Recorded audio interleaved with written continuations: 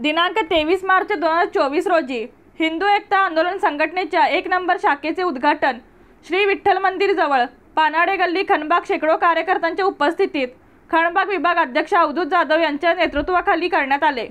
या प्रसंगी प्रमुख पाहुणे म्हणून शहर जिल्हाध्यक्ष संजय जाधव होते। हिंदू एकता आंदोलन प्रदेशाध्यक्ष माजी आमदार नितीन शिंदे यांच्या हस्ते या शाखेचे उद्घाटन करण्यात आले। या प्रसंगी बोलताना नितीन शिंदे म्हणाले, सन 1980 साली याच खणबागातून हिंदू एकता आंदोलन संघटनेची स्थापना झाली आणि बघता बघता एक कडवी हिंदुत्ववादी संघटना म्हणून संपूर्ण महाराष्ट्रात नव्हे तर कर्नाटकपर्यंत या संघटनेच्या शाखा निघत गेल्या। आज पुन्हा एकदा या शाखेची सुरुवात खणबागातूनच होते, ही आमच्यासाठी भाग्याची गोष्ट आहे।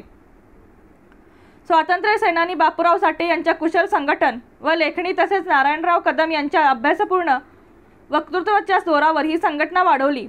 वर्णजाती विसरून जाऊ, हिंदू सारे एक होऊ या जयघोषात अयोध्येत राम मंदिर झाले पाहिजे, काश्मीरमधील 370-35A कलम रद्द झालं पाहिजे, राष्ट्रहितासाठी समान नागरी कायदा झालाच पाहिजे या प्रमुख मागण्या घेऊन ही संघटना कार्यरत होती।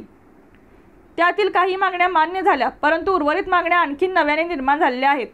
गडावरील अतिक्रमण, मंदिरावरती झालेले इस्लामिक अतिक्रमण तसेच लव जिहाद, लँड जिहाद यांना उखडून टाकण्यासाठी सर्व हिंदू तरुणांनी हिंदू एकता आंदोलनाच्या भगव्या ध्वजाखाली एकत्र यावे असे आवाहन करण्यात आले।